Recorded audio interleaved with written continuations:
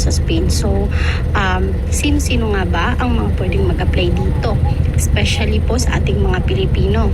So, ngayon po, lahat po ng walang papel dito sa Spain, na naninirahan dito sa Spain, hindi lalagpas ng December 31. So, kailangan po is nakatira na kayo dito sa Spain ng 5 months at kailangan yung may proof kayong na nakatira kayo dito sa Spain for the whole 5 months.